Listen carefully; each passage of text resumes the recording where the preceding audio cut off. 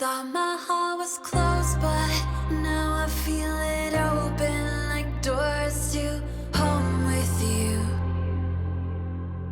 I think of us in fields of light, where fireflies in the night warm the lavender.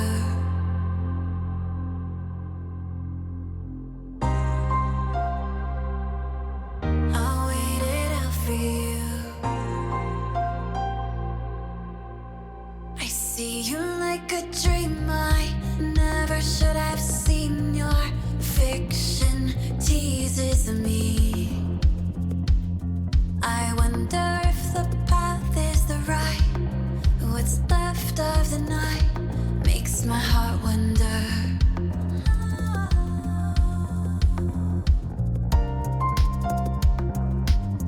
I waited out for you.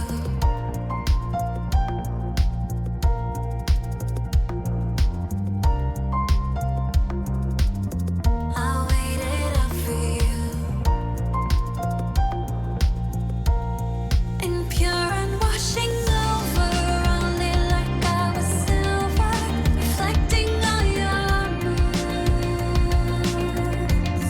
And sure I wanted love, only like I was silver, the sky for all your moods. And there are things that I do just to hear you say goodnight. I waited out for you. And there are things about you that make me crave the morning light. Love, I'll lay out for you.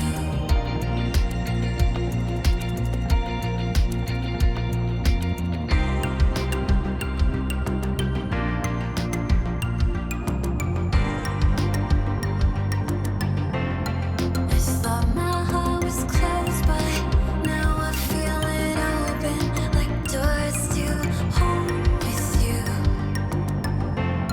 I think of us in fields where fireflies in the night, and I build home with you.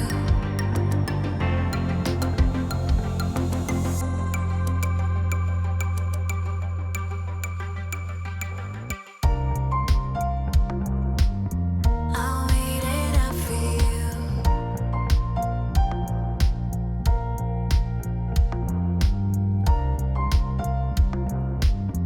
I waited out for you. And pure and washing over, only like I was silver, reflecting all your moods. And sure I wanted love, only like I was silver, the sky for all your moods.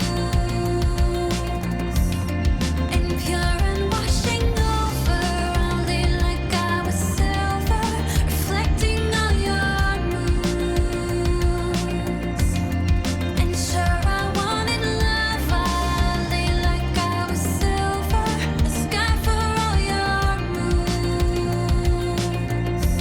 And there are things that I do just to hear you say goodnight. I waited out for you.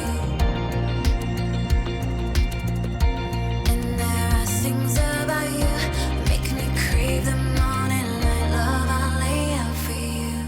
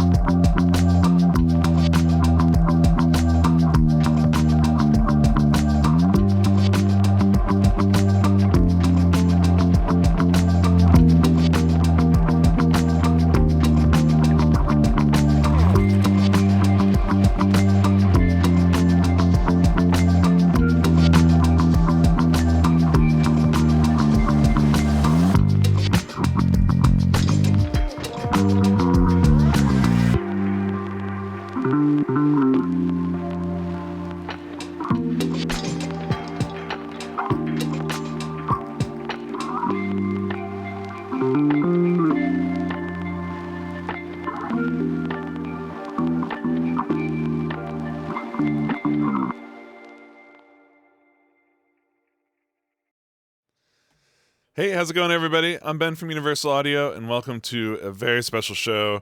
We're joined today by Fab Dupont, and he's going to take us through synchronizing LUNA with Ableton Live to do music production, overdubs, and all sorts of fun stuff in sync, thanks to the new MIDI beat clock features inside of LUNA that we just released yesterday. So this is cutting edge technology right now. This is cutting edge tutorials happening live here on UA Live. And of course, to help me do this, we've got the one and only Fab Dupont. How you doing, Fab? I'm great, and it's just not me today. There's also Michael Valiado. Hello.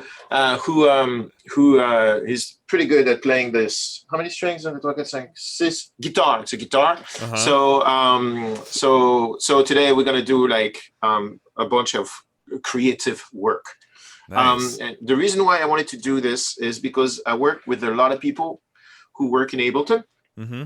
and the workflow is all right. So they make their beat in Ableton, and then they send me stems, right? Yep. So that's great, but very often the producers who work in Ableton also have to record these human being things, you know. Uh-huh. Yeah, like this is an example of a human being right here. There's other kinds. There are kinds that make sound with their voice. Mm-hmm. There are kinds that make sounds with their like banging on stuff. Yep. And so so recording human beings is quite difficult in Ableton. It's doable. You can send the hate mail of, whatever, wherever you want. But for all intents and purposes, when you're in a hurry and you want to make good records, it's quite difficult to record vocals or guitars or bass or drums in Ableton. Yeah. The grouping feature it's not designed for that. It's a DJ tool. Yeah, exactly. It's fine for bringing like one or two things in, but like whenever you go to like comping or recording with effects, like you can't record with effects unless you just can't. But that comping is one thing. But say you work with a singer who wants to do 720 takes. Mm-hmm. I never have that problem, but you may. So you end up with 720 tracks in Ableton. That's not what it's set up to do. Yeah. It's set up to do other things super well. And I make plenty of music in Ableton. I work a lot with Stelios, Philly. Yep.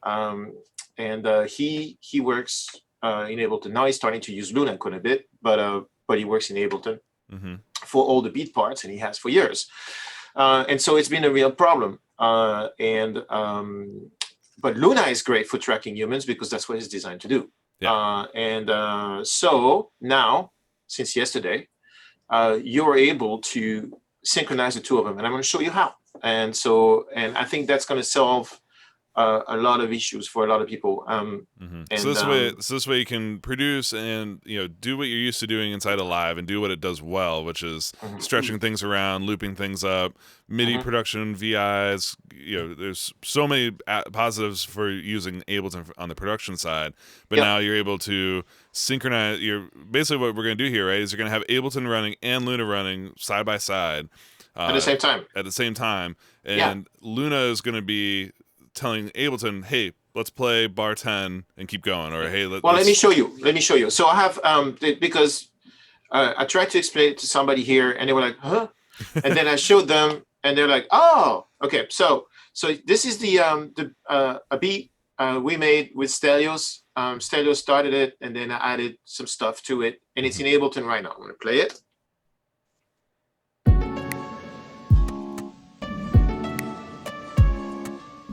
Then goes here.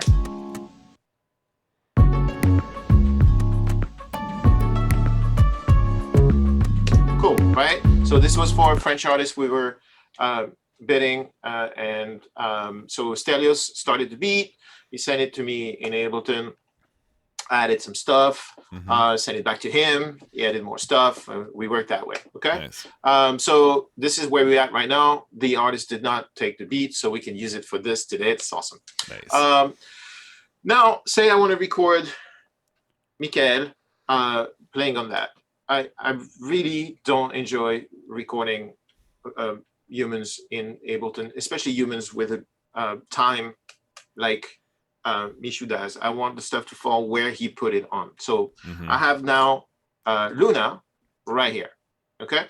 And what I've done is I've set the output of Ableton to go out to a physical output of my Apollo. Mhm. And then I'm in Luna and I bring Ableton back onto a track to be able to listen to it. Now we're doing this so that you guys on the internet can listen to it.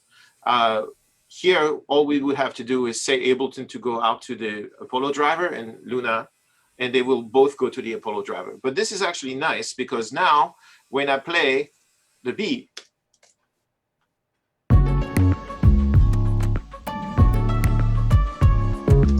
I see it in Luna and I can process it. So you could imagine that if you had several outputs, you could actually route the full output of your Ableton session straight into Luna and mix it there. Yeah, and this is really similar. A couple months ago in office hours, I showed using Ableton. I was using Ableton with my analog summing rig, where I was using the multiple outputs of Ableton, passing through the summing, and then capturing that back into Luna, just like how you have it now. So that was kind of the elaborate, overcooked version of exactly what we're showing off again here.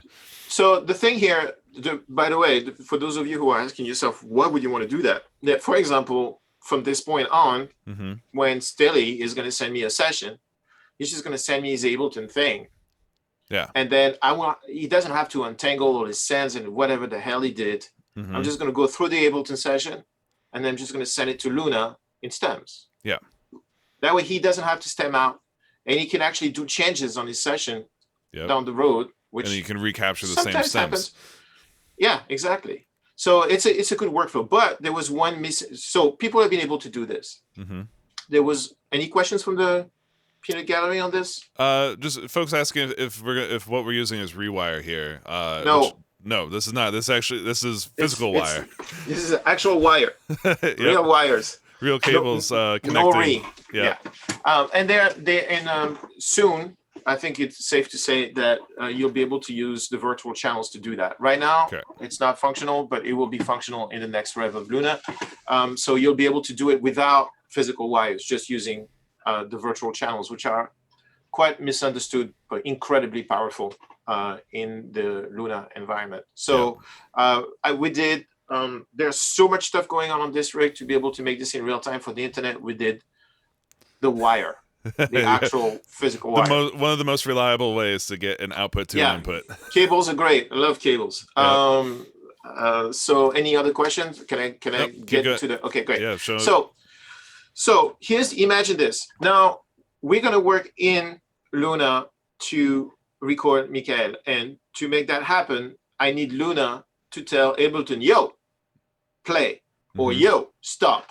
And I need Luna to tell Ableton, hey, we're on back 24, dude. Please play bar 24. Yep. So to do so, we need to, I'm going to do it with you in real time. We need to enable, you could do it with cable too, but in this case, it's easy. We're going to, if you open your audio MIDI setup on your Mac, don't ask me questions about Windows. The only thing I know to do with Windows is look out a window. That's all I know how to do. Yeah. For Windows question, oh no, Luna is not on Windows. Exactly. So it doesn't work. It's all irrelevant. So on your Mac, IAC driver is in the MIDI studio. It's called Audio MIDI Setup. And inside Audio MIDI Setup, you have the MIDI studio. You have to enable it. Yep. Boom. Step one. Okay. Step two.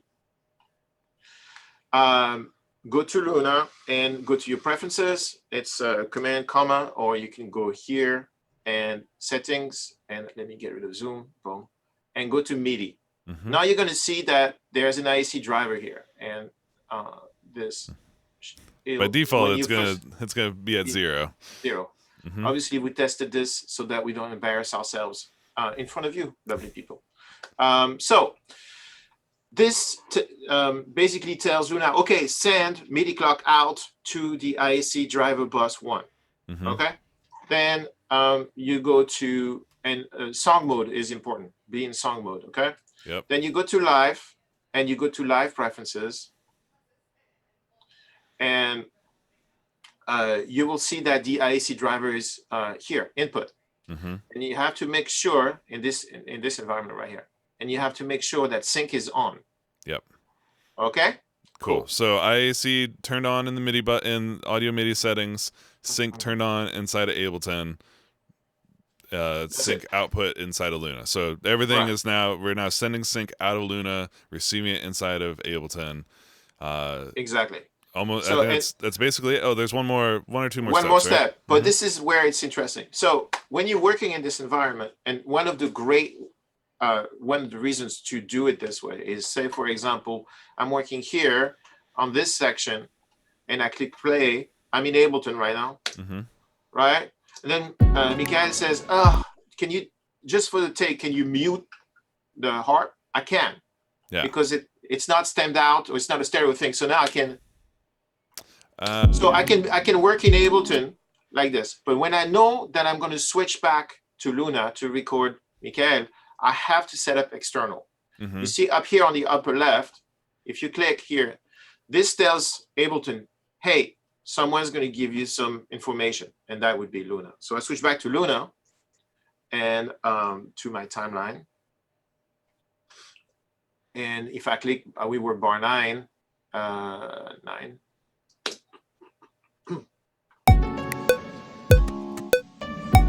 Let me mute the click. It's in the queue. It's in your queues. Also, Fab, when you get a chance, one thing we forgot to check in audio hijack. Our listen to latency is at 2 seconds right now. We can probably pull that back down. Let's pull that back down to 0.5. Well, you don't like to hear things very, very behind the beat. I was like, man, there's a big lag, and oh yeah, we said that was from the ATR show. Yes. So, how's this? Much better. Okay, great. So you just saw me press play in Luna, and you can see that. Let me show you. I'm gonna do this. You can see that now Ableton answers to Luna.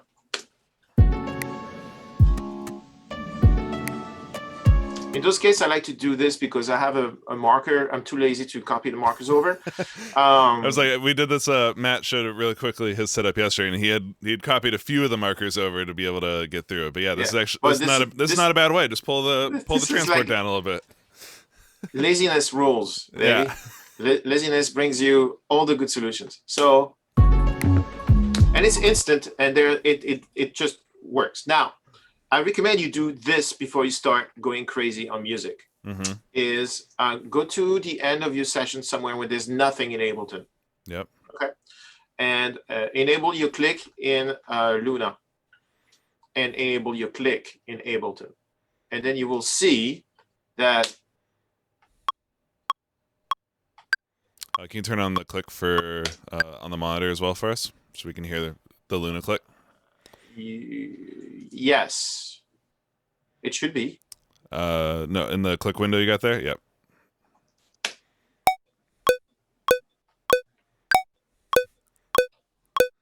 So now you can hear that the groove is questionable at best. That's because it takes a while for the information to get to Ableton from Luna.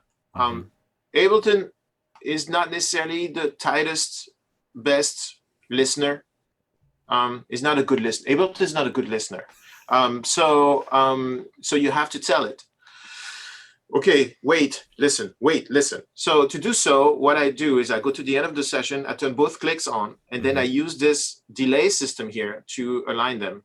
Okay, so the more you go,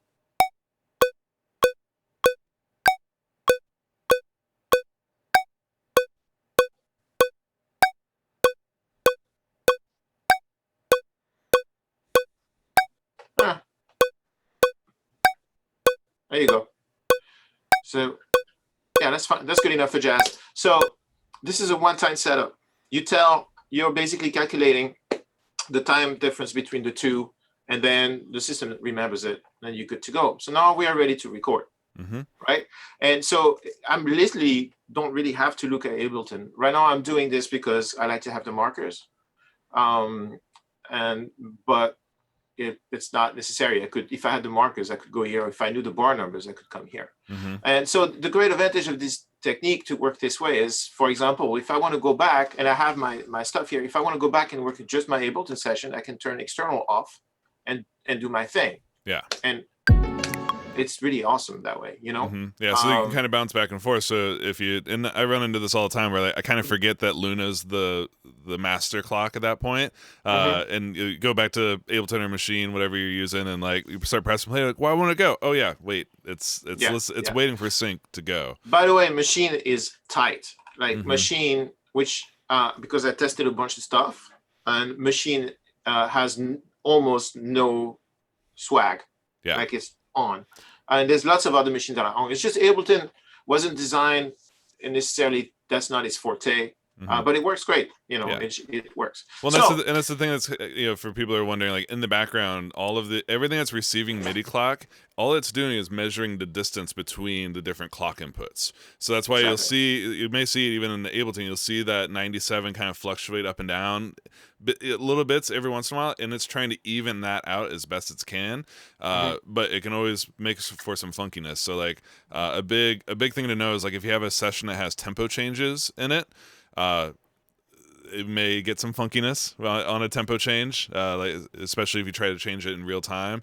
A snap to tempo change seems to work okay, but like any ramps and you know, very delicate tempo things that are going on, your experience with MIDI sync may not be the greatest, but it all kind of depends on the destination. So like Fab mentioned, Machina is a super stable one. You know, a couple of my hardware drum machines seem to receive it very well. I'm going to show you a little bit later.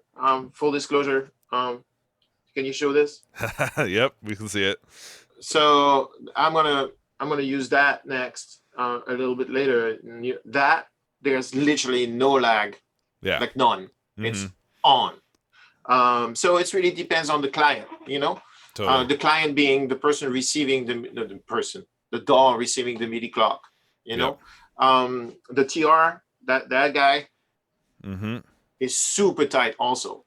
Yep. Especially with the actual, for some reason I don't understand, with the physical MIDI, like the vintage. Yeah. Well, and that's I can confirm 100%. Like for me, physical MIDI seems to be much more stable, reliable than even like USB MIDI. I can't explain why, but I found the same thing in all the experiments I've done on my system. Yeah, that it kind of puzzled me, because but it works, and it's really fun. I'll show you in a moment. So let's Michu is about to fall asleep right here. So I'm relaxed. So let's actually do what we did all this for. So I'm going to create a new track in Luna, and I'm going to call it Guitar 1 because I'm a genius at naming stuff. And put him on input, and you'll see that it's important that you understand that you have to be in ARM, right? Real-time monitoring, so that you can get all the benefits of no latency. So when we were making sure that everything worked earlier, I said, do you have latency? And he was like, no, none. It's always a surprise. So he's plugged into the high Z input, the DI input of my X4, right here. Right there. What's the guitar? It's a Fender Telecaster, very original, with a custom neck made by Warmoth Guitars. Custom neck Warmoth guitar. And what these look like Seymour.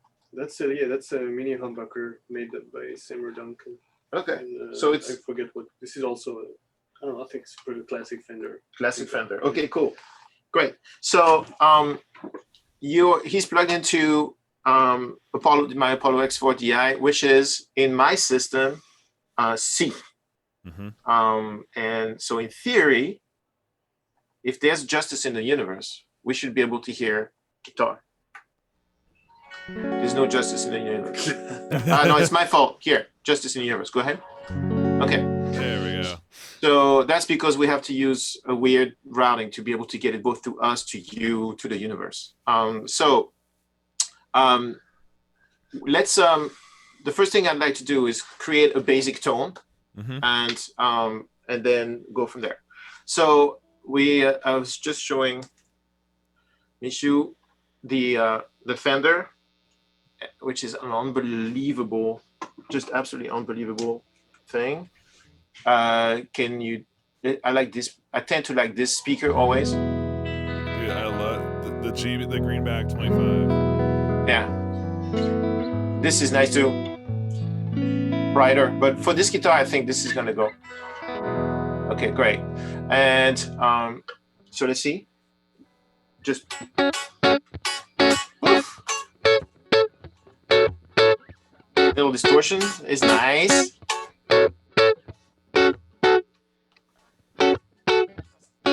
Tim Udall.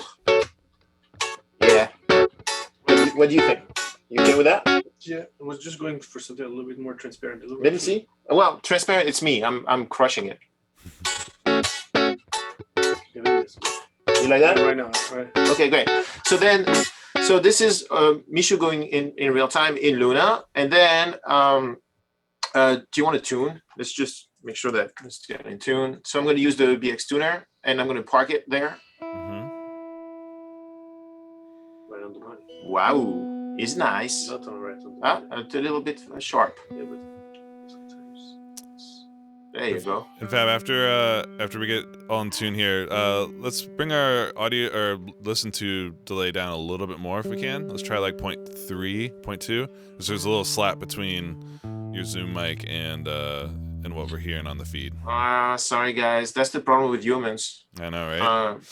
Fortunately, now they make really great guitar plugins, so I don't need to work with them that much. So that's nice, you know, because it's French, it's difficult.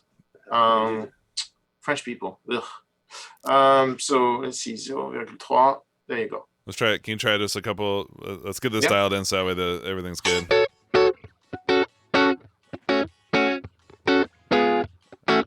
Nice. Yeah, that's the same. That's you guys are experiencing the same thing. It's like when I work a lot with Michael, and we always come up with sounds like this. And we've been using we did that record, the Trending Tropics record. Trending Tropics, check it out. It's on almost all Michael on guitar, and we did most of the tones with aux on the Universal Audio box and some of my tube amps. And so I always have to imagine what it's going to be like when I don't hear the strings in real time in front of me. Yeah, exactly. And sometimes they're surprises, not always good ones. So great. So let's create a tone now. So for that, what do you want? Do you want a delay? Do you want like a delay, a chorus, reverb, and a chorus? Yeah, would be good. Okay, well, a delay, a reverb, and a chorus. Today is like stack them up. 1, 2, 3. Works. Here's the CE1, which tends to be really great.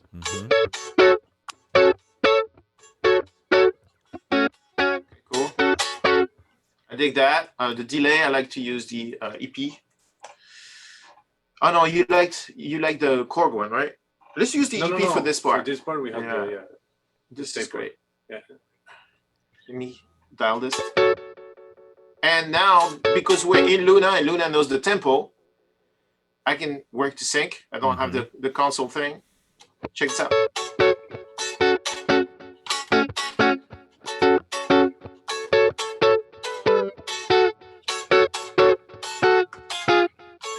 I like that. Let's just check against the track, like on the chorus. I think chorus was about 21. You make sure to get zoom out of the way. Yeah, try.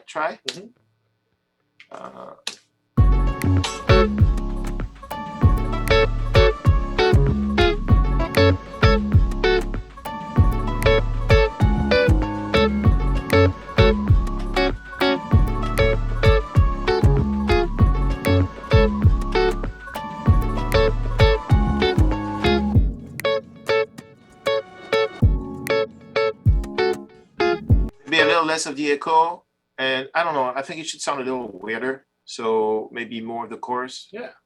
And then I'm gonna, by the way, I'm using the 55 as a unison preamp so that it really feels like the amp.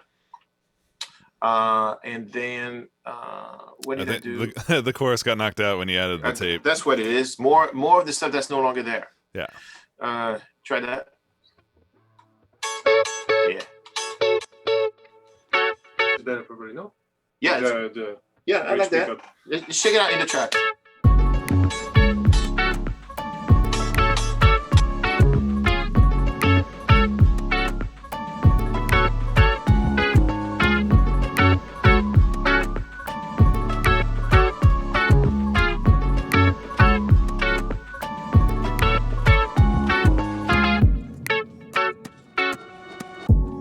I dig it. And by the way, Ableton is just hanging out in the background doing its thing, Yeah. playing the track, just playing along, just having fun in the playing background. along while I'm working in Luna, which is really, really practical. So, okay, that's pretty cool. Let's do it. Do you want to do a take? Yeah. Okay, let's do a take. Is it really that easy? Yes, it is. Here we go.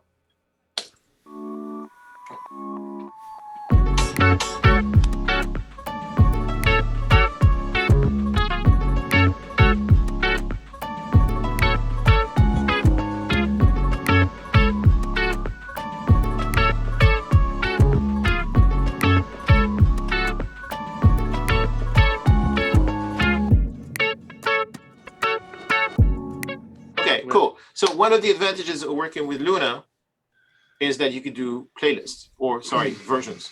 I'm still using my Pro Tools lingo. So this is the take he just did. You can do another one. Yeah. Here we Same go. idea, exact. Huh? We Yeah, did the it's exact cool. same part. I like when you do can Okay. that would be great. Okay, here we go. Mhm.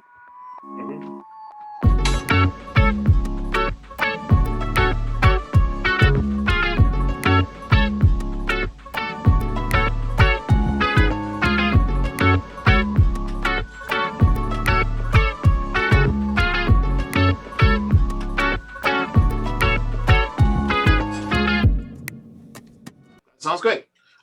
So that's the workflow. Now, to me, the freedom of being able to work this way, but not have to freeze the Ableton arrangement in time Mhm. is key, because now I have several options. We're going to do lots of different sounds, because when you have a guitar player like this, you abuse the hell out of him.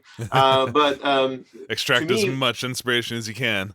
Exactly. To me, the part that's really wonderful here is that I can, if I want to go back to Ableton, I can fly these tracks back to Ableton with the really powerful export features in Luna. Mhm. No problem. Everything will be tight. Yep. If I want to work the other way, I can keep working this way with the two sessions open. Mhm. Or I can, decide, okay, this is cool, and bring everything from Ableton to here, because I know that it's a freeze on the arrangement and I can start working. So let's see. I'm thinking I want to try another sound. Yeah.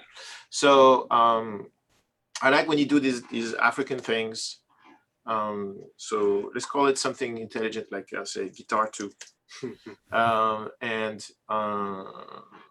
get this one off record, this one in record. Let me see. Are you there? Check, check. Sorry. No. Yeah, the volume was, The volume's down. but still. Okay. Me neither. That's because I haven't done this. There you go. And so for that, we could let's try the Fender again. Let's The see. MPEG was nice too. You just want to use it for something different. I just want to check this out and see what it does. So lately I've been using this an inordinate amount. I mean, we got to be honest.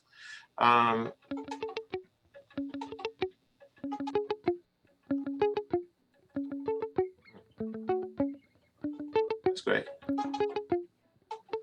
I just copied the delay, Nice. but I'm thinking, yeah, cool. That's cool. I think I'd like a reverb too. So I'm gonna make a bus, and like this, a stereo bus. I'm gonna call it reverb. Makes sense. Great name. Thank you. Yeah, I'm considering a career in naming. Uh-huh. And so I'm gonna put the BX20 on there, because I love how that thing sounds. And the thing that's really awesome here is I can have Mishu track through the BX20 in real time with no latency, because I can put it into the ARM bus. So now you should have reverb. It's better if you put it in. Go ahead.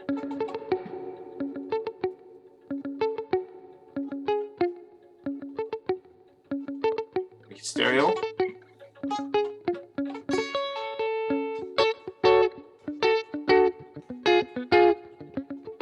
Yeah, let's go to the verse part, which is bar 9, and try and do something.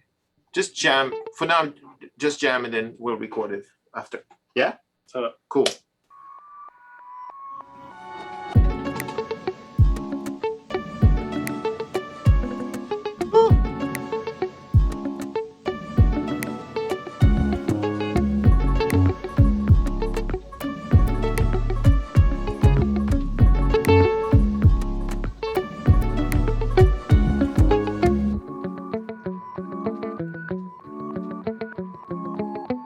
I like the sound, but I think that a lot of people don't think, because they're playing a guitar, to try other things. For example, I'd like to try the MPEG on the guitar thing. So let's get rid of this guy. My mouse is. But that's a bass amp, Fab. How I know. you're breaking I know, all the you know. rules, man. Sue me. Whatever. Yeah, I'll give you my address for the suing part. There we go. Let's try this. And what is it about the MPEG that But you can hear just how thick it sounds. mhm. I just love how it sounds. Go ahead. it sings a little bit more also. Yeah. The notes are breathing more. Oof. A little less of this. I really like this. And we're doing all this in real time, which is pretty awesome. Also, I'm thinking we want to do something a little more like Afro soundtrack. I did it again. I'm schizophrenic. Hold on. There you go. This one. I was here. Sorry, I lost my sound, but I'll get it back in a second. Go ahead.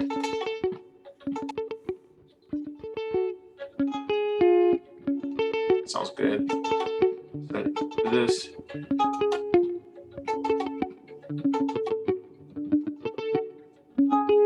I love it. You know? I love that flange on there too. Yeah, it's great. Woo, nice. Let's see how it sounds in the track.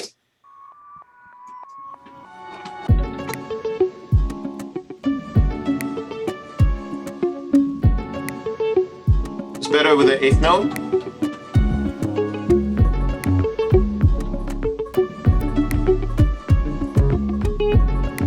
Oh, that's super. That was really nice. Yeah. Let's see if you can you make a part that has that in it? Let's try. Like yeah.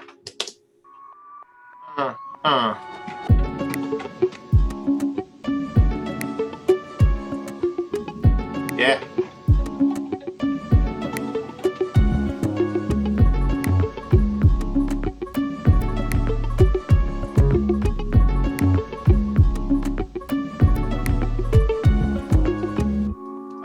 C'était bien ça. This last thing at the end, can you develop that part, like so it's more melodic like that? Yeah. Por favor. Of course. With Spanish. Just the ending. So I only speak Spanish among. yeah. Claro. So I'm gonna make a playlist. And do you think? I'll try. Okay.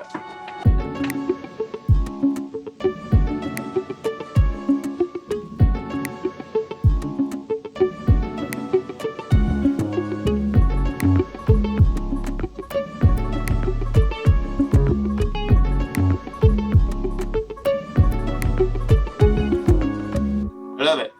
That's great. That's So badass. now you understand why it's interesting to me for time to be tight when Mikael is playing. Because where he plays, where he puts it in time is what makes the track rock. So you don't want, there's some, there's nothing more infuriating than playing something and then you press stop and then you press play again on your DAW and the DAW plays it back differently than what you just played. That drives me insane. I have been known to curse in weird languages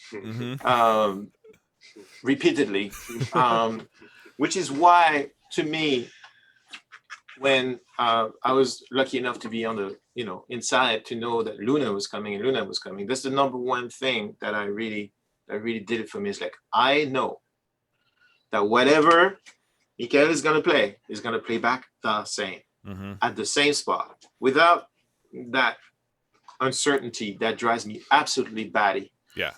So yeah. Especially some, this is something I think Ableton's kind of well known for, is like if you're trying to do exactly what we just did here with some plugins, with some effects on it in the Ableton track, it will record everything shifted back. So I've seen people with videos where they like make 2 tracks, to have one with no processing that records perfectly in time and one with processing that records late. It's just like, it seems like a lot of work to have to try to put something in the pocket.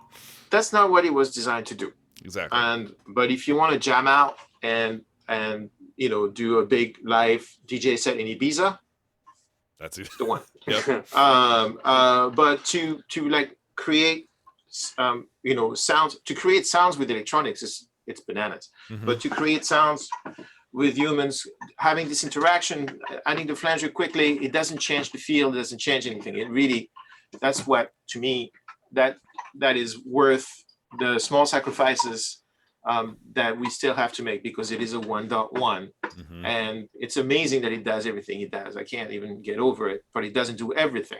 Yeah. But it does, for me, especially with this release, the groups and the versioning and this MIDI Clock.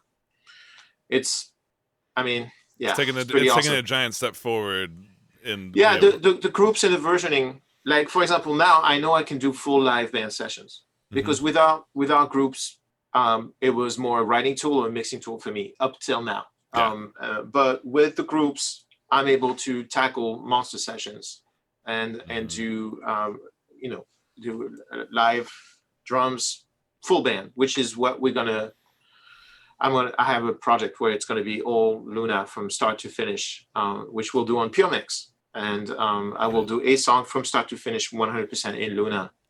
Full band, cues, production, tracking, mixing, all of it. Huge. Yeah. By the way, for those of you who were watching the beginning of Tales from the Switch, the other show, Nesrin's first song is out. Oh, it is? It came out Friday. So awesome. I'll send you the link. Yeah. And it's already up on Spotify? It's up on Spotify. It's called Risala. Rissala. And it's straight from Luna to Spotify. Amazing. I've got Spotify up here on my screen right now. So Nesrine, Nesrine, and Risala. So that's awesome. It just came out. So I haven't listened to what Spotify did to my mix. But because but it is straight like export from Luna, Spotify. Yeah. Nice. That's amazing. Cool. And we're also we've got one more episode left with the Tales from the Switch with Lewis and Will song. Yeah. Everyman. Everyman next week. I'll mix it in real time. Next Tuesday. That's going to be a big one. Yeah. And now that I have groups. Yeah. It's nice. It's going to be even nicer. It's going to make my life a little easier. Great. So a couple more things we'd like to do. I'd like to show you another sync thing. Yeah. Just so you see the same process again. Okay. So I have here my trusty OP1. Nice. It's my baby. I love it. I travel with it. Yeah, same. And it has a little speaker here. So like when you want to annoy the hell out of your girlfriend, you can like turn it up on stun and then play with it. Because then you get the nice like the clack clack plus the little tiny speaker. And then it's mini output. So the way I did it here, it's connected via a Quasimodo cable we made here at Flux, and it's going to the back of my X4, right? Cool. Yep. So the output of my OP1 is going to the back of my X4 on input 3/4, and my preamp is going to be here. There you go. And so I'm going to make a track in Luna. So I noticed that you're going from an 1/8 inch to 2 XLRs. I know a lot of people use an 1/8 inch to 2/4. Is there any advantage to having this Quasimodo cable over an actual? It's really hard to pull out an XLR out of a mic pre. Yeah. You know what I mean? Usually when you see those 1/8 inch to 2 TRS. It's an 1/8 inch to 2 RCAs with 2 TRS RCA to TRS adapters. So that's many areas where it can fail. Yes. Here it cannot fail. Nice. End of story. It's just I don't want to have to figure out why there's no sound today, you know. So let's call it OP1. OP1. There you go. Stereo. I like stereo. It's nice. So and it's on the input 3/4 of my C line. I have a lot of interfaces here. And I'm putting on input here. And let's see what happens. I see it here. Oh, but Q1. I have to put it in the Q. Oh. You can hear it, right? Yep. Okay. So great. So now let's go back to our preferences, and I'll show you something cool. So this is the OP1 is one hell of a hipster piece of gear. Nothing standard. Everything is, but it's really fun. Yeah. And so who's to say no to fun, right? So I have here the MIDI cable that comes with it. And I'm going to plug it into my keyboard so that the OP1 can receive MIDI clock. So you see when I plug it in, boom, it shows up straight in Luna right away. Nice. The OP1 doesn't need any delay because it is tight as hell. And the way it works, so now I have the synth going into Luna, and then I have Luna sending the same exact MIDI clock to more devices. I could do it with the TR09. I could do it with any of those other machines in the back. So then I can synchronize my whole studio to Luna thanks to the MIDI clock feature. Yeah. So now I'm going here, and going back to my track. It's on input right here. I'm going to get issue out of input here.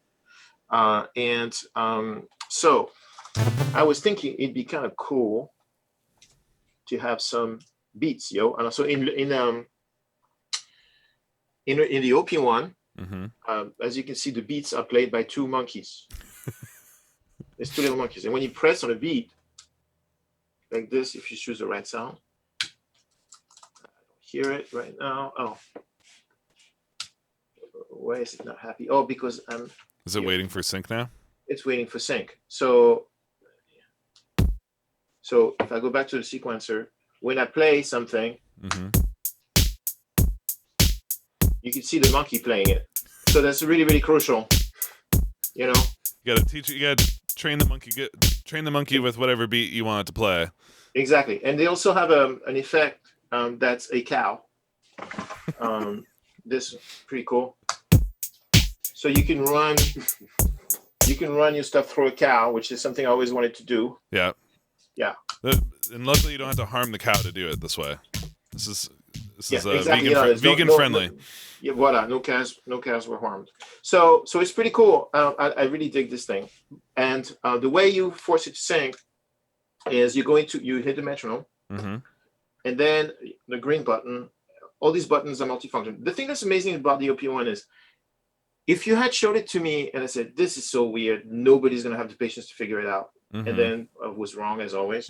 So you put it to sync, and now the OP1 is actually listening to Luna. So if I play our track from Luna here, and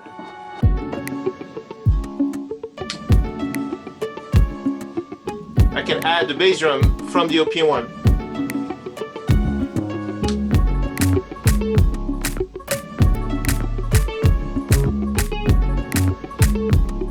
And everything's in sync.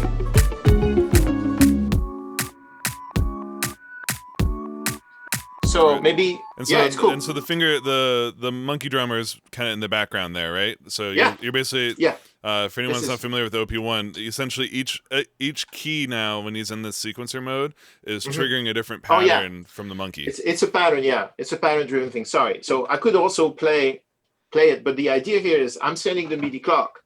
I have all these cool little beats. Sorry for the bouncy thing. So there's this one. There's this one. And if you look at the monkeys,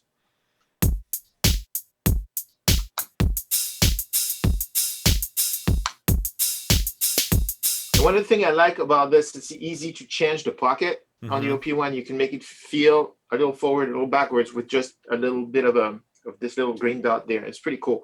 Yeah. So for our thing, I thought this would be cool. And you can play two at once because there are two monkeys. So, and two monkeys are better than one. So say the monkey on the left is going to play the bass drum. And the monkey on the right is going to play the reggaeton thing. Hard to resist, right? Right. So you can also, they have a hold. So I could do, well, it'd be better. Wow, so I screwed up when I played it, but.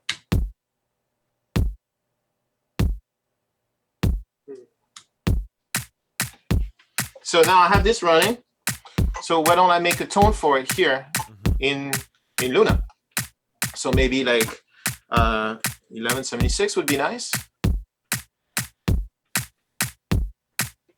This is one of my favorite things to do with the OP1, OPZ, with any of these.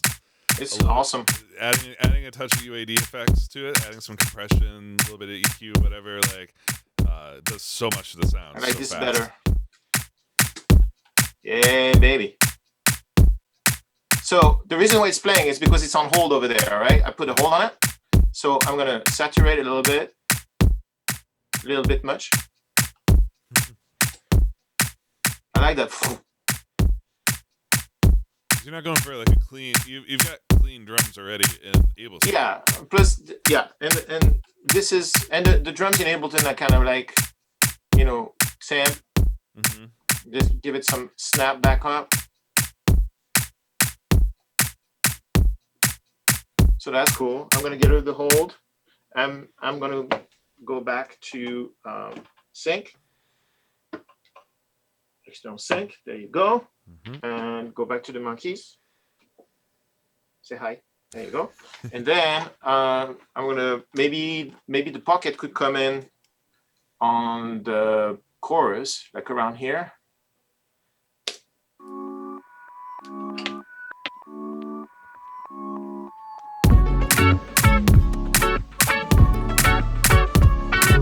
And I hit it at the wrong time.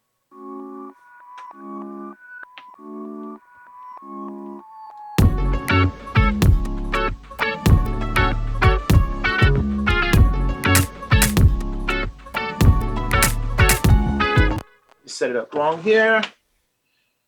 Don't try this at home, folks. I'm a trained professional here.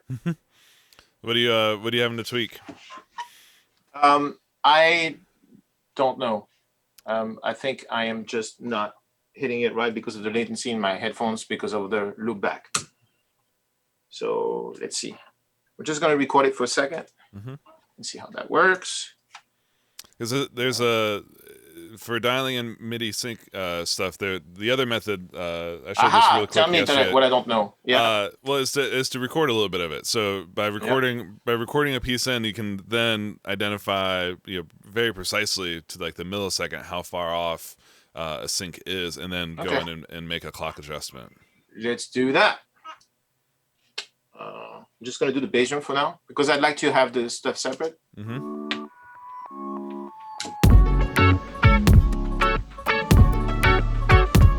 So let's see what it says. It's early, so maybe it's not as tight as I thought it was. So I'm going to go back to my preference here and delay it a little bit. And let's do that again.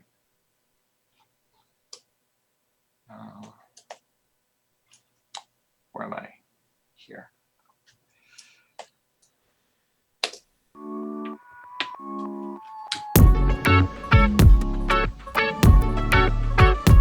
Okay, that's cool. On my laptop, which died yesterday, it was perfect. On this gigantic desktop, it needs delay.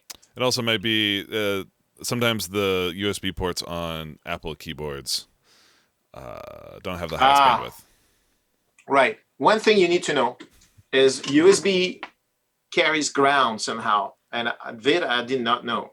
So if you plug your OP1 or your TR or whatever your hardware unit into your system USB, and all of a sudden it sounds like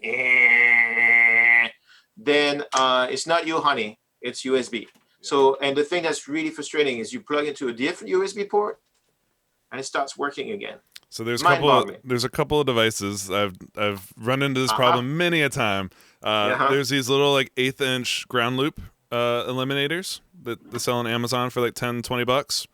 Okay. This works the best that I've tried, but there's also they make a USB ground lift, which allows you to ground lift the USB device. This I haven't had as good a success with. So the one I am so buying one. yeah, that's why I have one of. They're both sitting over there where the OPs live because it's a constant struggle. They did add some stuff to the firmware. I know on the OPZ it's really easy to turn off the charging, which eliminates the noise immediately. On the OP1, you have to go through a whole bunch there's of another stuff. there's a way to disable charging, but it's not. There's a menu of a menu of a menu. Yeah. I think it's Shift Comm 4 if I remember well. But it's important that to know that there's hope. There's a hardware there's an analog solution to the problem. I love it. Analog solution to the digital problem. Try this again. I'm going to give myself a click because I'm worth it. Just not loud.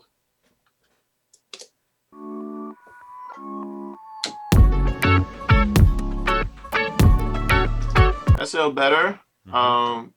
And well, you get the vibe. I mean, this is boring, but I have to set it up so that it's happy. This is the thing that tweaking the settings until you get it feeling good.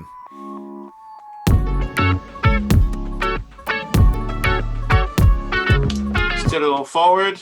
Let me check something. No, it's not moving. What am I doing wrong, boss? I'm not entirely sure. Okay. Well, because in theory, every time you move the delay in the MIDI sync, it should be delaying the clock to the OP1. Yes, it should. I think there's something in the OP1. I've been doing this nonstop for years with the OP1, and it works bananas. And of course, today, because someone's watching, it's not gonna work. Let's just be overt with a delay. And oops, hi! I forgot we had Ableton running too. This has been Ableton's just riding along in the background. It's in the back. Thanks for coming, Ableton. Let's see.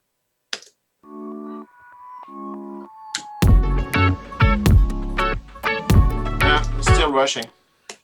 So that is something on me. I don't know what it is. Something to maybe try real quick. In the MIDI clock preferences, do you have it? Is it on pattern mode or song mode? Song. Try real quick on pattern mode. So song mode, just for people to know, song mode is transmitting bar 21 this beat, whereas pattern mode is just like beat 1. It's bar agnostic. So I'd be curious to know if this changes anything.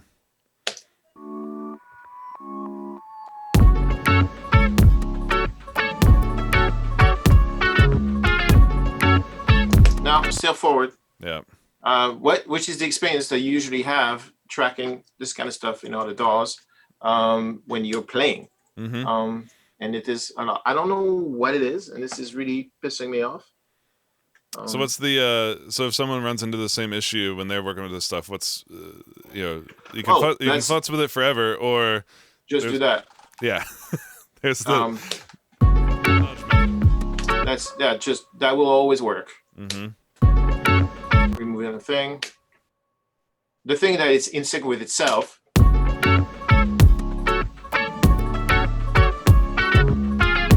then I can lower this, make a loop out of it, and get rid of those two things that are not relevant, and get rid of that. Boom. And then maybe I'm going to duplicate this and record the other one because I really dug the sound of that. Duplicate. Here we go. Get rid of that. And record this guy like this. Here we go. It wasn't me.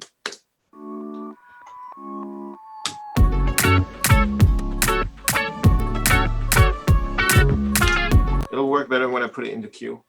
You're gonna love it when it's the queue. I mean, we loved it from the beginning because we're getting the main out. Yes. Oh, that's right. I'm completely in the dark here. Let's get it away. Like, there you go. And the winner is here. Poof.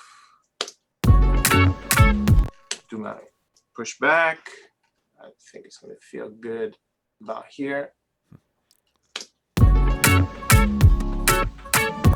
That's cool. And there you go. Get rid of this guy. This guy here, use the cube. Boom, boom, boom, boom.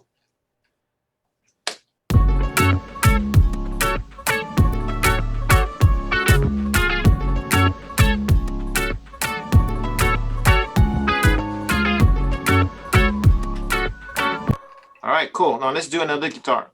Yeah. Yeah. Yeah. This is getting bored over there. No. Never. So guitar 3. Let's see. Good. And this is kind of a typical, this seems like kind of a typical production workflow, right? It's basically like pretty much, yeah. You're trying to gather ideas, you're trying to gather loops, ideas, sections, parts, and the goal here is just to move as quickly as possible from bit to bit, right? Absolutely. Especially in a writing environment, especially for something like a pop song like this, or something, speed is key. Yeah. You can't really wait to do other things like, oh, let's go get that other amp. Never gonna happen. It's just not gonna happen. So you have to do it now, or if it doesn't happen now, it doesn't happen. Yeah. And so this is why before Luna, console was amazing because you could do these quick sounds, but now you could do it in Luna, and you can switch very quickly, and you could do it in the DAW. You don't have to switch windows, and now you can sync your other DAW to Luna to be able to work in this environment, because this is real time. It's the same as having the hardware. It sounds really good too. So there's no compromise. Like, I don't feel like I'm compromising because I'm using Luna. I also get the Luna or using virtual amps, and I can also use the hardware here, the hardware controller on my X4 to control the gain. It's so fast. Yeah.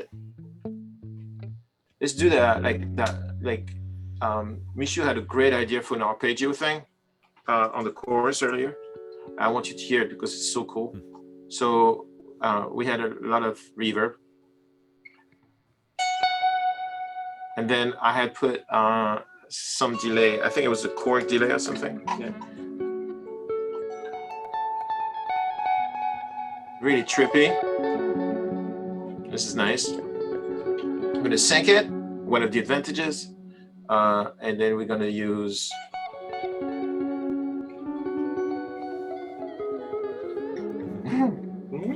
Whew.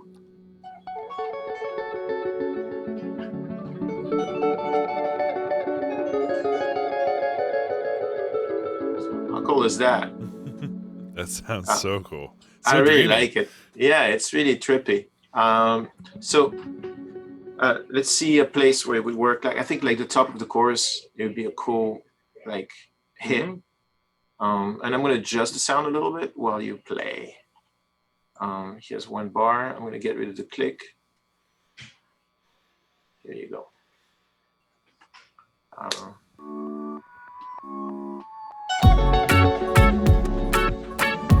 More feedback. You know what? I'm going to put a sorry to interrupt. I want to put a compressor on this because I want it to be like to have this strength. So yeah, what do you mean by strength, Fab? Like what? Like, I just want it to go, I don't want it to go. I want it to have like this steady vibe. Try it. A little overdrive. That's cool. Just listen in the context. Woo!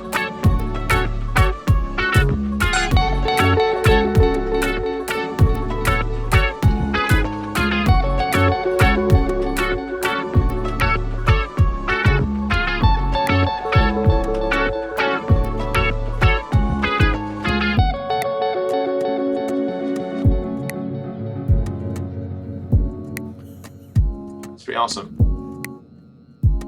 Let's do that again. That was fun. Let's do that again. Boom. Ready?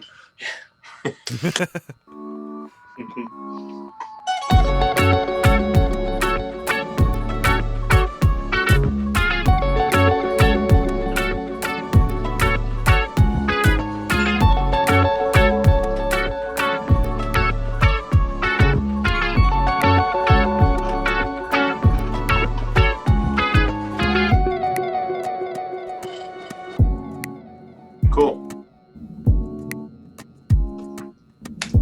I like that a lot. Yeah. I really dig that a lot. So you get a little bit of the workflow idea of working with these other things. So what would happen at this point? A lot of copy paste. Do you have other ideas? Do you want to do something else?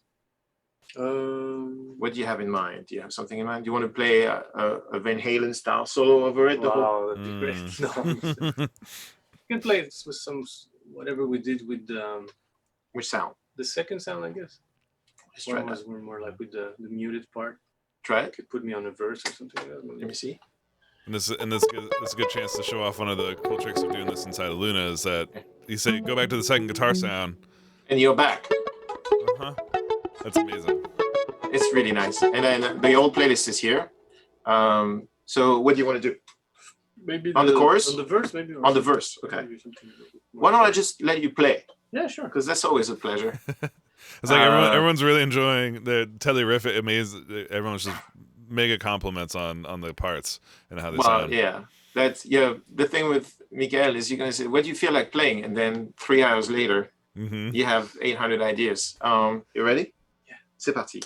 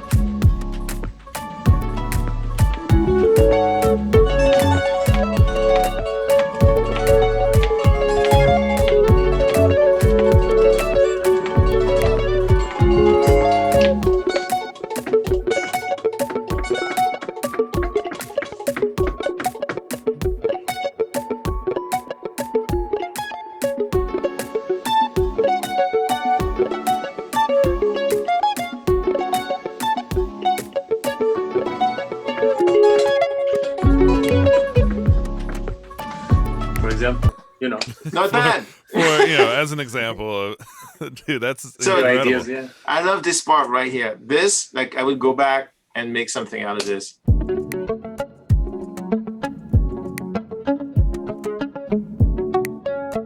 Then, like, those two bars are really, really special. And this is cool too.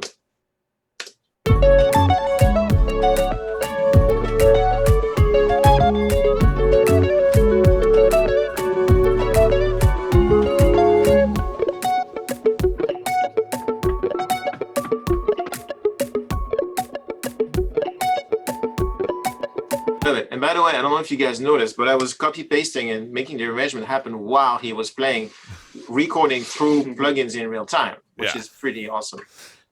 So that is the basic thing of the show. I had asked if Stelios could come down and join us for a second. Mhm. Because we work a lot together. We made this track together. So Stelios has been working in Ableton for the longest time, and we did the Lolo Zui record. Mhm. He produced it. I just came in to mix it. And I was looking at his workflow, and he does everything in Ableton. Everything in Ableton. So now his new workflow is different. He's working with Luna now. There he is. No, that's me. Let me see. I'm not. Well, let me see. And Fab, before we go, did have a good question here asking about all the questions you want about bringing. So we've now tracked ideas here into Luna. So now, say you want to take this back into your Ableton project to keep on producing and keep on moving forward the session. How would you recommend people do that? Very simple. You select the stuff and you go to export right here. And then export all tracks as files, and that's it. You're in sync. Done. You export them, drag and drop them into, this dialog, right, guys? You export them where you want them to be. Yep. You select what you want to be. You could change the names, and then you bring them in Ableton. It'll take you a solid 30 seconds. Gotcha.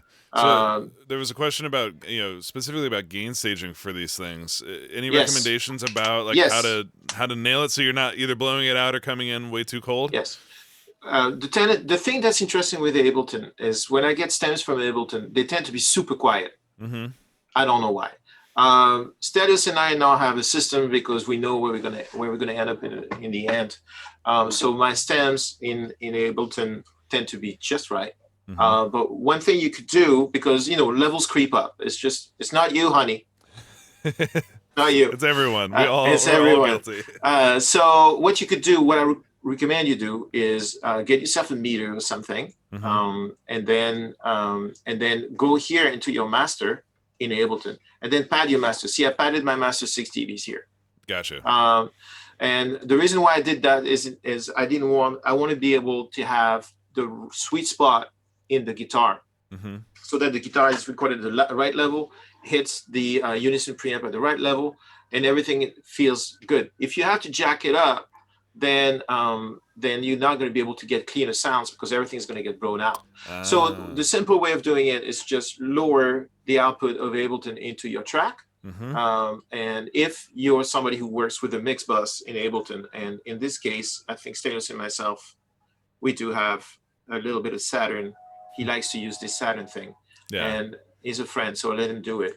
But that it's such an important part, and like this is the biggest thing, especially when you're in the mode of just producing, right? You're not really thinking a ton about levels. No. But just finding using the master out or using your main out, like using those There's no faders shame. and just pull that down. There's no shame. Yeah, there's no shame in bringing the master down for the moment while you're recording this, so that you work in the best possible environment. And then once you work in the best, as you can see, all the levels here are extremely metrosexual. Like everybody is, nice. And so that allows me to use the plugins at their sweet spot. That's really, really important, because the UAD plugins are very, very accurate models of the original, which means that the gain staging is also accurate model of the original. And sometimes, if you don't pay attention, that could be a problem, because if you hit a Pultec on stun, then you're not going to get what you need out of it.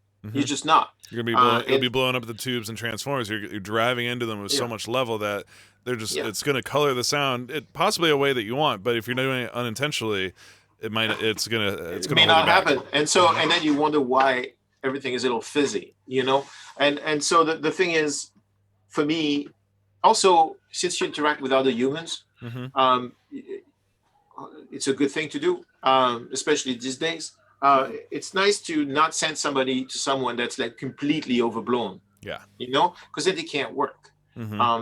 Usually Ableton is the other way around, because people have so much gain on their mix bus. Then when they stem out, they have a limiter on stun. You get literally, you think that somebody's sending you an empty wave. That happens to me all the time. But that's not the problem. The problem is that there's so much gain on the output that they're very timid about gain staging in their session. With this technique, you're able to see on the general meter of Luna where your music stands right away. So if something is like peaking when you bring in, when you're like, hola, that's not cool. Yeah. So you can go in Ableton, or you could pad it here in your return track if you do that. Yep. You know, but I'd like to remind everybody that, you know, the return track, this is a cool technique. You don't have to do that. You can have Ableton and Luna talk to the Apollo driver and everything goes out. Yep. You don't even have to think about it, you know, but it's Mhm. nice to be able to have a little level control for Ableton in Luna. Yeah. So Lucas is asking, like, what is the sweet spot for recording with UAD interfaces these days? the UAD interfaces are aligned, the converters are aligned. You have two choices, but I think they come by default at around -16 dBFS. Yep. Equals 0 VU. So if you imagine yourself in an old school environment where you had a console and a VU, and a VU is an average meter, right? It's not a peak meter. So you record your vocal and your VU goes to 0. That's going to be -16 in Luna. So and actually will be -16 in Ableton if you use an Apollo too. Yeah, you know, it's interface. Yeah, the interface decides the gain staging. However, don't forget that that's the average level. Yeah, which your is peak very levels are different going to than be higher. Yeah, your peak levels are going to be higher than that because every sound has a peak and an average level, and the difference between the two is its dynamic range. So if you have a snare drum, there's going to be a very big dynamic range. Yeah. And then if you have a pad, there's going to be very little dynamic range. And so if you record a snare drum at -16 and a pad at -16, they're going to sound like they hang together. But the snare will have a big peak and the pad will have a small peak. Yeah. And so you have to be conscious of that. So it's nice to have a meter.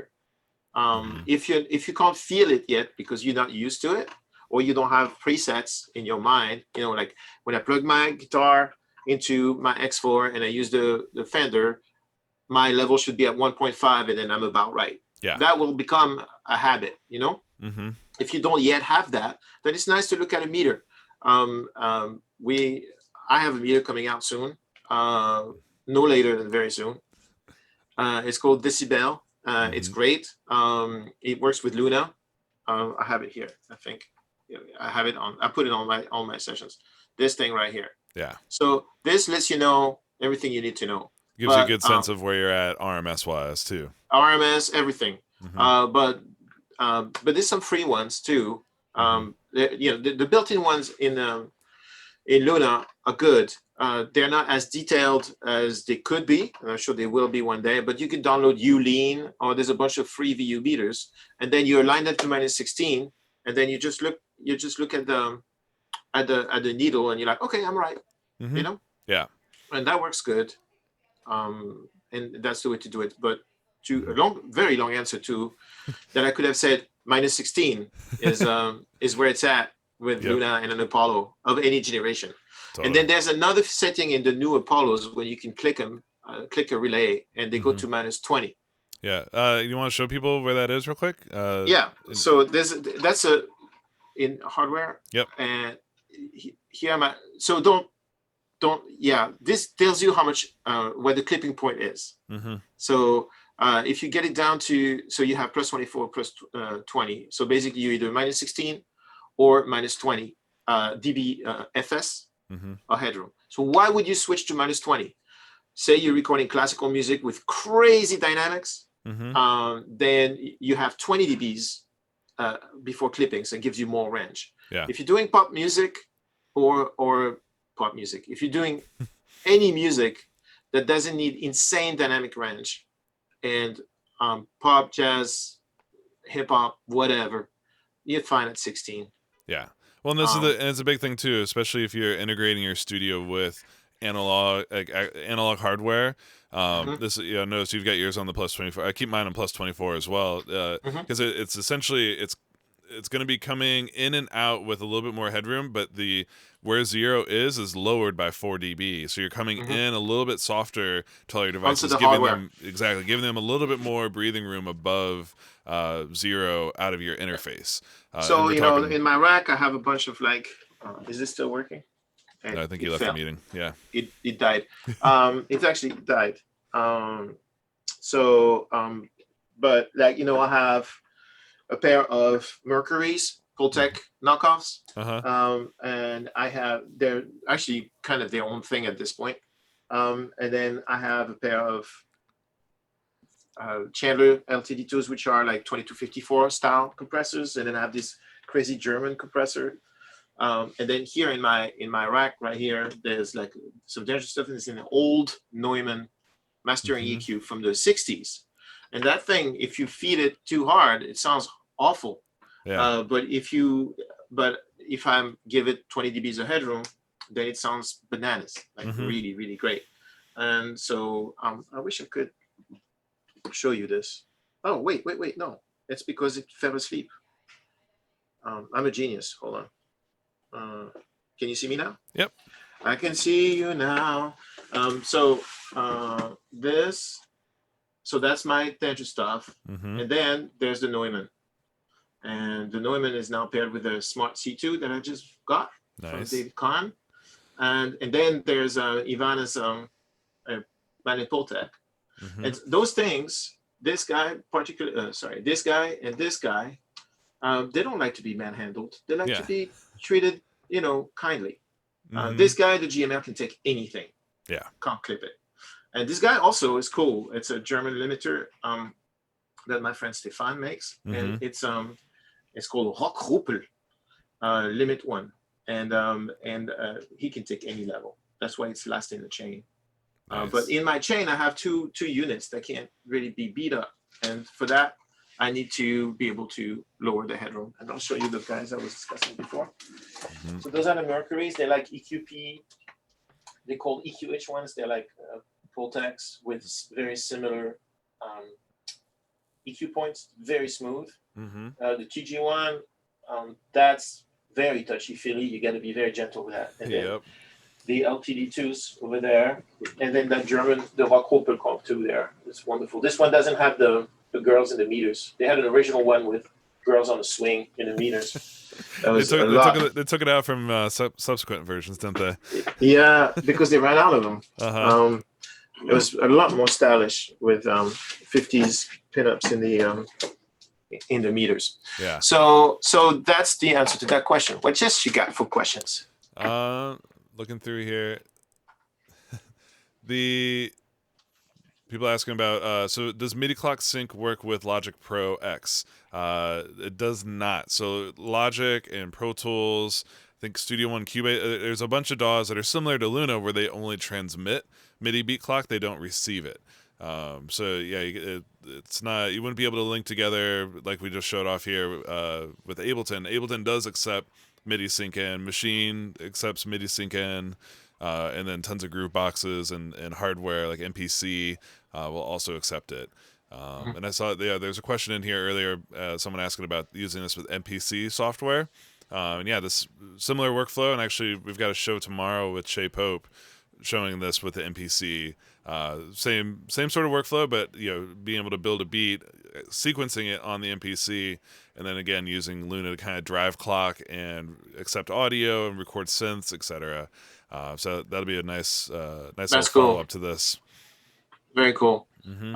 So I think Stelios is making a trap Christmas carol right now. So I think that he's going to miss the show. But the way I'm going to let you know, because he's here and because we have access to the tools up front, I was able to show him a little bit how to work in Ableton, because that's what he's been doing for years, and then do all his humans in Luna, and that's basically what he's doing. He just wrote me yesterday that he started to start the process in Luna now. So he's starting to make his beats and his stuff in Luna. But basically, like the new Lolo record, the new Lolo Zuai record he's working on right now, all the music creation is done in his classic style in Ableton, and then he bounces a mix because this has only been available for a day. He bounces a mix and then gets into Luna and does all the tracking of all the vocals in Luna. I'm working with him on his own record for his band called Bloom, and we did a full drum session, and it was pre-groups, so we did it in Pro Tools over there. But and at the end of the session, I was like, okay, here's your Pro Tools session, and he said, can can I have them in Luna? So we had an assistant export all the playlists and put everything in Luna, and he cut everything up in Luna. Oh, nice. Yeah. Before So pre-group, so that was a decent effort to do it. That's now much simpler. well, now I can track, Yeah. and it's just for me, it's not it's a workflow and it's respect for the musician thing. I could have done it in Luna, but I had this musician that was a super look who's here, who has a super sub Steli. Hey, what's up? How you doing, everybody? This is Stelios.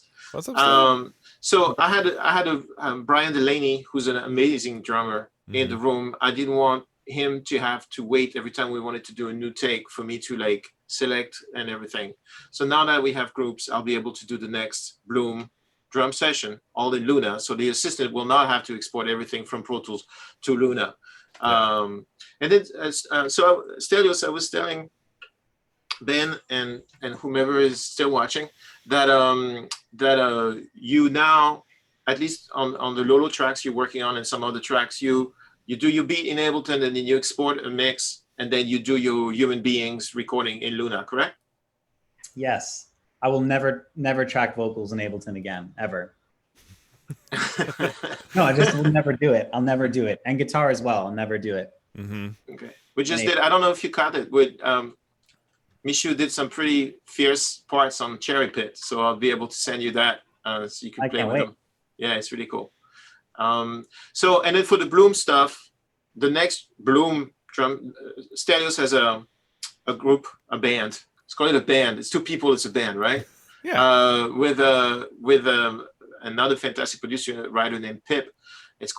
So far it's called Bloom. The project's called Bloom. Not out yet, but it exists. It exists, it's being made. And we track live drums.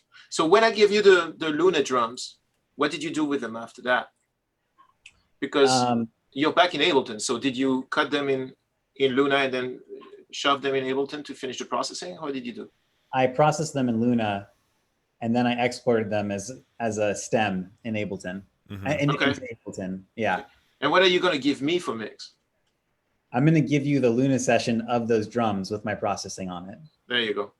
So I'm going to mix the next Bloom record in Luna now, it seems. Pretty nice. Yeah. That's awesome. Yeah. Very nice.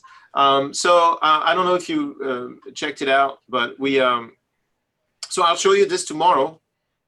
Since you're making a Christmas Carol, I'll show you this tomorrow.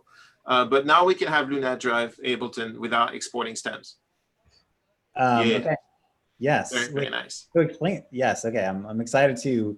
I have to go back and watch because I have no clue how to do that myself. I'll give you a private lesson. Okay. Thank you. There's no problem. But the big advantage here, though, is now that you can send a project along. Fab can keep it inside Ableton.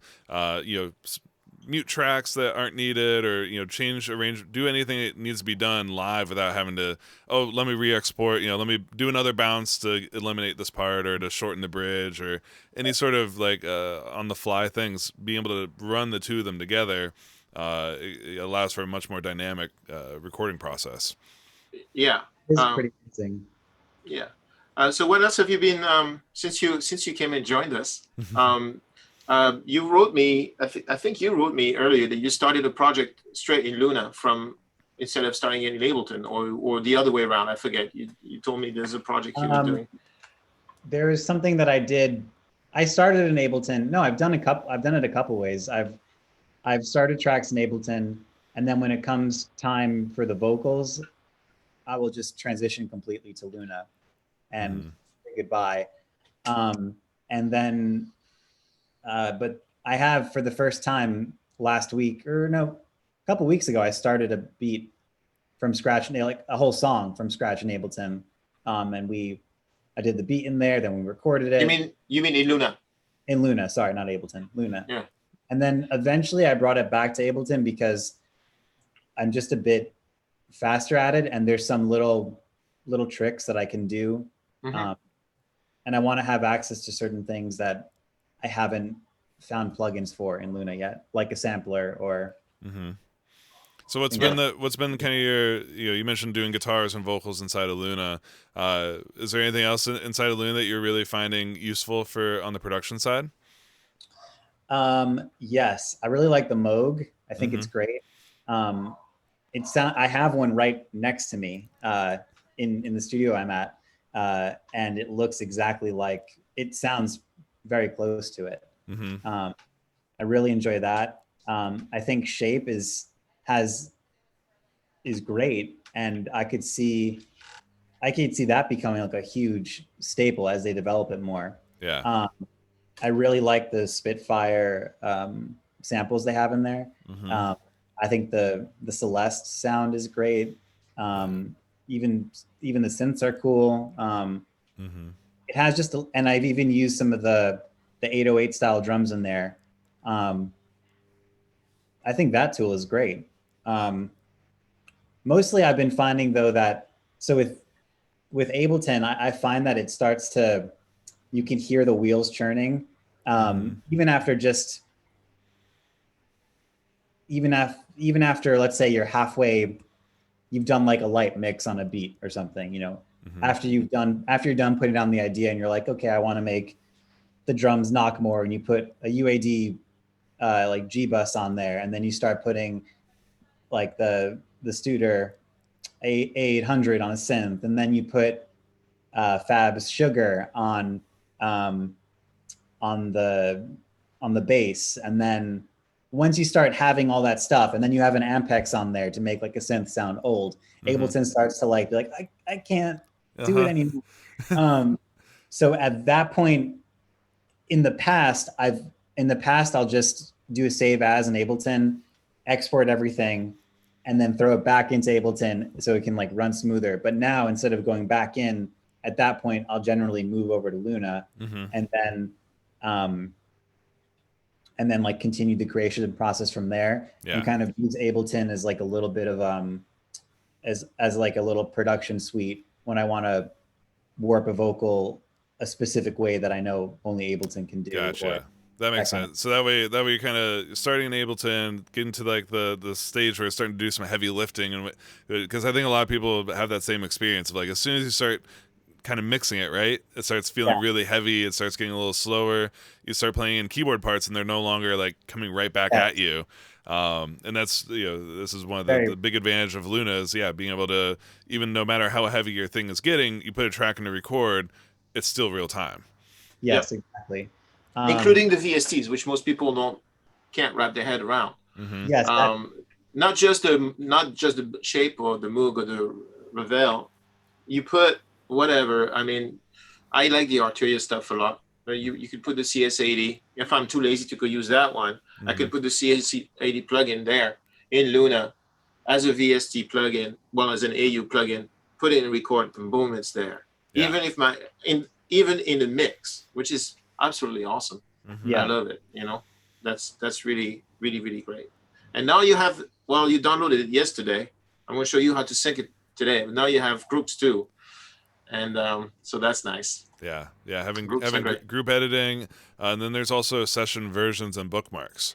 So being able to, you can try things out. You can experiment with deleting the bridge, and then still get back to the version with it in there. You can use it for incrementing your mix as you're building.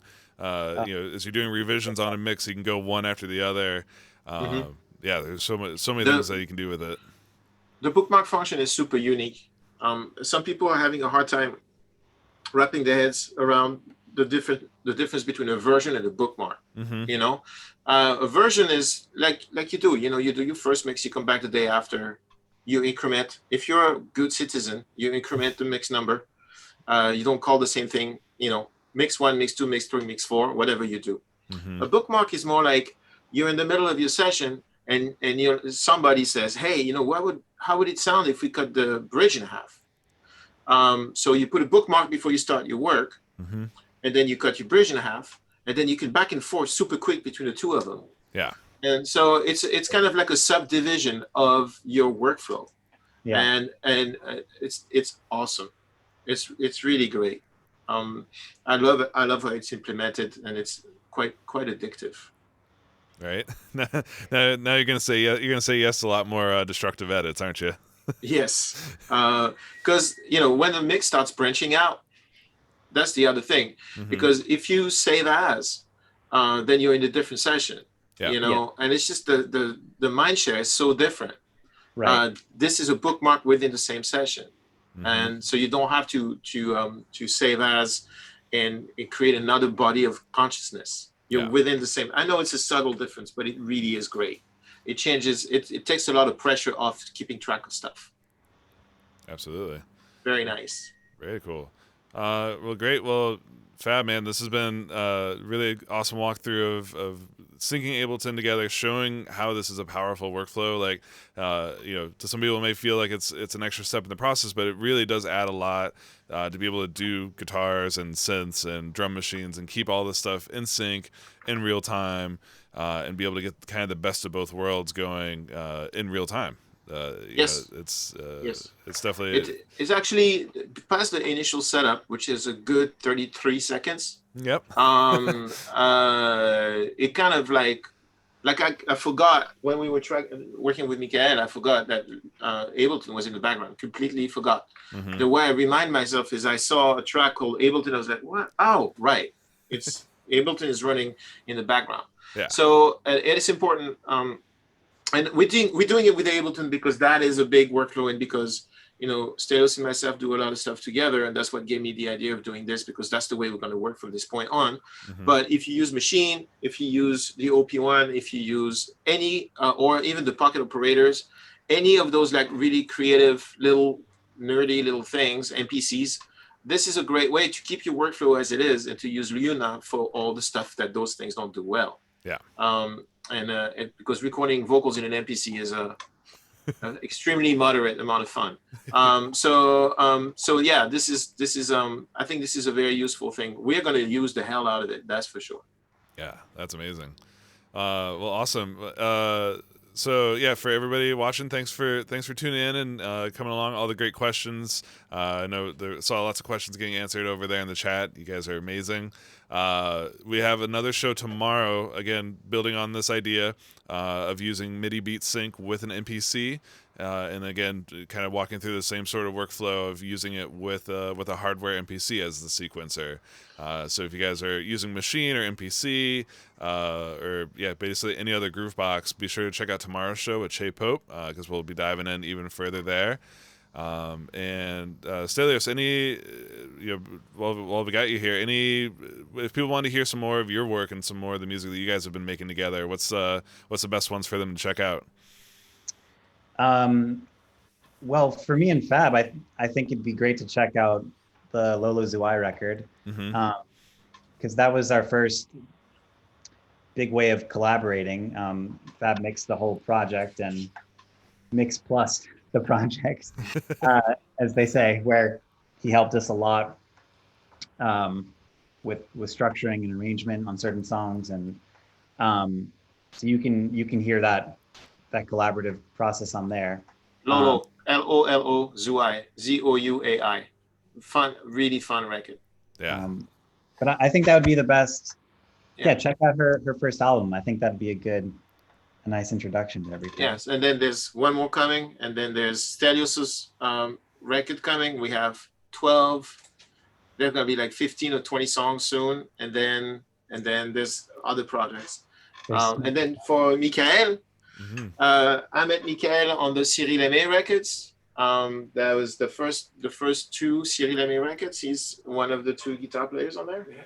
And then Michael also has solo records as a guitar player, as you can imagine. So, I was hoping so. Where can we find those records? Well, I'm on all the good, all the usual platforms, and you just have to put Michael, and my last name is Valeanu, Valeanu. That's for my music, and I'm also happy to do that kind of work. People know me as a jazz guitarist, but I do a lot of studio work. So I hire Michael on anything that requires rhythm guitars, like anything that has a pocket or ideas. You should check out the Trending Tropics record. Trending Tropics, which is Eduardo Cabras from Calle 13. That was one of his projects with Vicente Garcia, which I co-produced and mixed. And Michael plays most of the guitar, all the Afro, like Mozambique style guitars. They all Mikael plays all that stuff, amazing. Yeah. And lots of other records. Anytime I'm hired to produce a record where there's no guitar player in the band, I call Mikael. I can see and why. Yeah, and I mixed his last solo record. I mixed your last solo record. You did. I did. I mixed his last solo record, and he just recorded a new solo record here. Oh yeah, we just recorded trio. Just recorded it, not mixed yet. It's gonna Mhm. happen soon. Cool. Yes. Voila. Awesome. Well, great guys. Well, yeah, thank you so much for this awesome demonstration. Really cool to see how this plays everything in sync. And thank you everybody for tuning in. We'll catch you back here tomorrow morning at 10 a.m. And have fun. Go out there, make some music, and we'll see you guys later. Peace. Okay, Bye. Thank you.